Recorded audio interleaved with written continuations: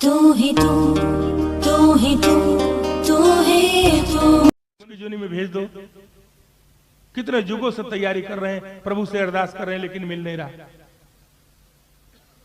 तो सारे देवी देवताओं ने मिल करके, लोगों को गलती लग जाती है ना, जो गलती जो है जो दिमाग में बैठी है वो मैं आपका निराकरण कर रहा हूं। लोगों को ये गलती लगती है, निरंकारियों की सारी बातें तो ठीक है, ये चरणों को हाथ लगाते हैं ये ठीक नहीं। पहली बात तो ये है कि हम तो किसी के चरण छूते नहीं और ना ही अपने चरण किसी को छूने दे। अब कहेंगे इतना सफेद झूठ बोल रहा है, ऊपर बैठा सब इसको मत्था टेक रहे हैं, चरणों में ही कहता है कि छूने नहीं देते। बिल्कुल फैक्ट बता रहा हूं, हकीकत बता रहा हूं। हमारे वहां ऐसी कोई व्यवस्था नहीं है निरंकारी मिशन में किसी के चरणों को हाथ लगाने का, ना ही चरण छुआने का, कोई ऐसी व्यवस्था, बाबा जी का कोई आदेश नहीं। लेकिन देखने में तो ऐसे लगता है, दिखता तो ऐसे ही ना कि चरण छू रहे हैं। तो ये गलती का जो हमारे दिलो दिमाग में भ्रम है उसका मैं निवारण कर रहा हूं। वो तुलसीदास जी ने पहले कर रखा है कि बड़े भाग मानुष तन पावा, सुर दुर्लभ देवताओं को ये दुर्लभ है, बड़े बड़े देवी देवता तरसते हैं देवलोक में, हजारों साल की उम्र है। वो कहते हैं कि भाई देवलोक से मृतलोक में मनुष्य की जोनी में भेज दो। क्यों भेज दो? क्योंकि साधन धाम मोक्ष कर द्वारा मुक्ति मिल जाएगी, और किसी जोनी में संभव नहीं, मनुष्य की जोनी में मुक्ति मिलती है। तो सभी देवी देवताओं ने मिल करके एक सभा किया और उस सभा में एक प्रस्ताव पास कर दिया। प्यार से बोलिए, अरे सोना मत, मुझे नींद नहीं आती तो आपको कैसे सोने दूंगा, मैं तो जगाने के लिए आऊं। उत्तिष्ठत जागृत प्रप्त वरा निबोधता क्षुरस्य धारा निस्ता दुरत्या दुर्गम पथस्थ को बदन। मेरा प्रसंग बदल जाएगा, आधा घंटा और लग जाएगा, इसलिए सोना नहीं। कम से कम सोने पर सुनाऊंगा तो आधा घंटा और लगेगा, मैं तो 2-4 घंटे और भी बोल सकता हूं, उसमें कौन सी बड़ी बात है। लेकिन भाई हम गृहस्थी लोग हैं, टाइम अधिक हो रहा है, इसलिए इस बात को यहीं विराम दूंगा। अब ध्यान से सुनिए।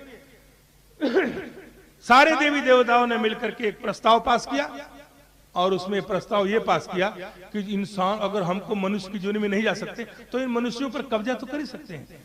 तो हर इंसान के एक एक अंगों पर देवी देवताओं का निवास स्थान है, जहां कब्जा कर रखे हैं इन लोगों ने। अब देखिए कहां कहां कौन कौन देवी देवता हमारे किन किन अंगों पर रहते हैं। आंखों में सूर्य देवता का निवास स्थान है और रूप रंग भी इसका लाल है सूर्य का, और गर्मी भी बड़ी है, पसीना निकाल देते हैं। तो किसी को गर्मी आ जाए ना, गुस्सा आ जाए तो फौरन प्रकट हो जाते हैं, भाई साहब इनको ठंडा गिलास पानी पिलाओ, बड़े लाल पीले हो रहे हैं, आंखें लाल हो रही हैं, फौरन प्रकट हो जाते हैं। आंखों में सूर्य देवता का निवास स्थान है, कानों में आकाश देवता का निवास स्थान है, रिसीवर है, ये आकाशवाणी दिल्ली है, ये आकाशवाणी जलंधर है, ये आकाशवाणी गंगानगर है। ये आकाश शून्य का कार्य करते हैं। हमारे नासिका में अश्विनी कुमारों का निवास स्थान है, जहां से हम श्वास लेते हैं। हमारे जुबान पर वरुण देवता का निवास स्थान है, जो जल के देवता है। अगर सूखा बिस्कुट खाएंगे तो उसको गीला करने का कार्य वरुण देवता का है, नहीं तो अटक जाएगा, इसी में छुट्टी हो जाएगी। तो जुबान पर वरुण देवता का निवास स्थान है, दोनों हाथों में इंद्र देवता का निवास स्थान है। अब भगवान विष्णु ने देखा कमाल है, सबके सब देवी देवता कब्जा ही किए जा रहे हैं इंसान पर, हम इनकी पालना कर रहे हैं, हमारे लिए कोई स्थान ही नहीं बाकी। कहने लगे अभी भी चरण खाली है, फौरन कब्जा करो, नहीं तो कोई और आ जाएगा। तो भगवान विष्णु ने आकर के चरणों में अपना निवास स्थान बना लिया। तो हर इंसान के चरणों में भगवान विष्णु का निवास स्थान है। विष्णु का मतलब होता है पालन करने वाला, जो हमारी पालना करते हैं उनका निवास स्थान चरण है। इसीलिए तो कहा है बंदो गुरु पद कंज, गुरु के चरण कमलों की वंदना करो। किसी ने नहीं कहा बंदो सिर पद कंज, ऐसा नहीं है किसी हाथ की वंदना हो, चरणों में नमस्कार होती है, क्योंकि भगवान विष्णु को नमस्कार हो रही है, इंसान को नहीं, क्योंकि उनका निवास स्थान वही है। तो मत्था कहां टेकेंगे? अगर भगवान विष्णु चरणों में है तो सिर में थोड़ी मत्था टेकेंगे। कहां गए थे? भगवान के चरणों में मत्था टेकने गया था, यही बोलते हैं ना जी? क्यों महाराज, बोल के बताओ ना। हाँ, भगवान के चरणों में ही। कहां गए थे? माता के चरणों में मत्था टेकने गया। किसी ने नहीं कहा माता के सिर में मैं मत्था टेक के आया, क्योंकि भगवान का चरण है स्थान। चरण ही स्थान है, विष्णु भगवान का निवास स्थान चरण है, और उन्हीं की कृपा से हम आए हैं यहाँ पर, वरना हम आ नहीं सकते। लोगों को गलती लग जाती है। अब हम तो भगवान को नमस्कार करते हैं, लेकिन अब हमको प्यास लगे, भाई साहब पानी लाना, वो कहेंगे पानी लाओ जी, जल्दी करो, पानी ले आओ भाई साहब जी, पानी ले आओ, पानी पानी, महापुरुषों को पानी चाहिए, पानी पानी है, गिलास का कहीं जिक्र नहीं, पानी पानी, यहां तक आएगा हमारे पास तक पानी, और पानी पी लूंगा, भाई साहब गिलास रख दो।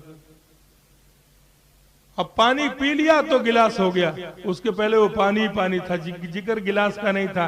अरे माध्यम वही है, उसके बगैर वो आ नहीं सकता। भगवान का स्थान चरण है, उसके बगैर कहीं नमस्कार हो नहीं सकती, इसलिए चरणों में नमस्कार होती है।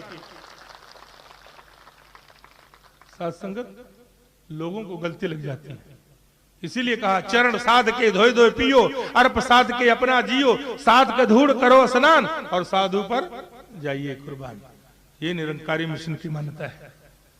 और ये जब बात समझ में आती है, जो अहंकार जब झुक जाए ऐ दिले नादान, झुकने वाले को झुक झुक के खुदा मिलता है। मिटा दे अपनी हस्ती को, अगर कुछ मर्तबा चाहे, दाना खाक में मिलकर गुले गुलजार होता है। अपने अहंकार को मिटा करके जो गुरु के चरणों में नतमस्तक हो जाता है और फिर उनसे पूछ लेता है, उसको परमात्मा के दर्शन हो जाते हैं, उसका लोक भी सुख हो जाता है और परलोक भी सुहेला हो जाता है। तो अंत में सबके लिए मैं दुआ कर रहा हूं, सबके लिए अरदास कर रहा हूं बाबा हरदेव सिंह के चरणों से, इस प्रभु परमात्मा के चरणों से, और वो आप सबके लिए, अपने समेत सबके लिए दुआ करता हूं। सर्वे भवन्तु सुखिनः, सर्वे सन्तु निरामया, सर्वे भद्राणि पश्यन्तु, मा कश्चित् दुःख भाग् भवेत्। सबका भला करो भगवान, सबका सब विधि हो कल्याण। प्यार से बोलिए। Subscribe now and press the bell icon. Never miss an update.